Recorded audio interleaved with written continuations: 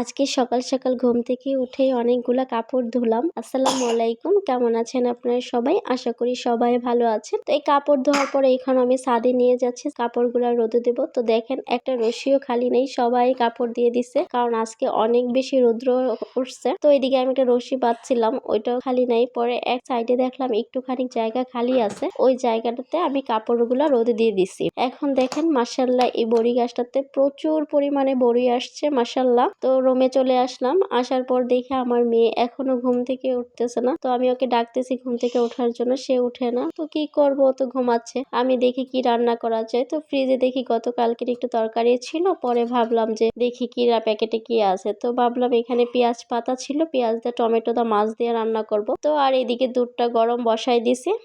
তো এখন আমি পেঁয়াজটা কেটে নিয়েছি সবকিছু। তো এখন আমি মাছটা ভালোভাবে ধুয়ে নিয়েছি। তো এখন মাছটা আমি ভালোভাবে মাখিয়ে নিব।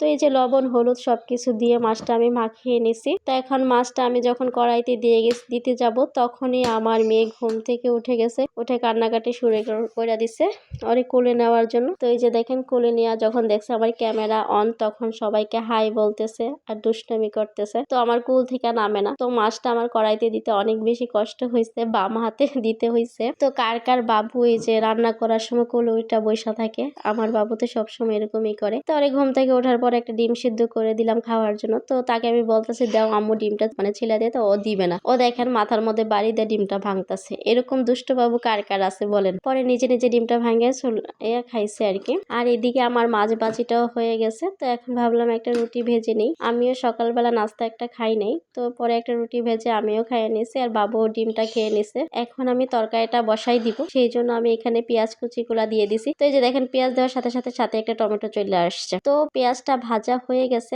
এখন আমি এখানে একটা একটা করে সবগুলা মশলা দিয়ে দিব। প্রথমে রসুন বাটা, লবণ, হলুদ, মরিচ, ধনিয়া গুঁড়া সবকিছু দিয়ে ভালোভাবে পেঁয়াজটা কষানো হয়ে গেছে। এখন আমি পেঁয়াজ পাতাগুলা দিয়ে দিছি। পেঁয়াজ পাতাগুলা যখন ভালো করে ভাজা হয়ে গেছে, তখন আমি টমেটো গুলা দিয়ে দিছি। তো টমেটো গুলা দিয়ে ভালোভাবে নাড়াচাড়া দিয়ে আমি কষাই নিছি। তো এখন আমি একটু পানি দিয়ে দিছি। তো এই যে পানি দিয়ে ঢাকনা দিয়ে ঢেকে দিছিলাম, তো এগুলো সিদ্ধ হয়ে গেছে। এখন আমি একটা একটা করে সবগুলা মাছ দিয়ে দিছি। মাছ দিয়ে তারপর ঢাকনা দিয়ে আবার ঢেকে রাখছি। তো বাবু আবার ডিমের কুসুম খায় না, তো আমি ডিমের কুসুমটাও সাথে দিয়ে দিলাম। তো এখন লবণটা চেক করে নিচ্ছি যে কেমন হয়েছে। তো না, মোটামুটি ভালোই হয়েছে, কিন্তু পেঁয়াজ পাতার তরকারি এটা আমার বেশি একটা ভালো লাগে না। আমার আলু দিয়ে ভাজি করলে সবচেয়ে ভালো লাগে। তো আর এই যে গতকালকে তরকারি ছিল, এটা গরম করে নিছি। আর এইদিকে দেখেন বিছানা চাদর উঠাইছে আমার মেয়ে, নিজে নিজে ঘর গোছানোর চেষ্টা করতেছে, আর জ্বালানোর উপরে উঠে জ্বালানাটা খুলছে মাশাআল্লাহ। তো আজকে পায়জামনি খাবার দুপুরবেলা রেডি করে ফেললাম, পায়জামনিকে খাওয়াবো। তো আজকে এই পর্যন্তই, সবাই ভালো থাকবে।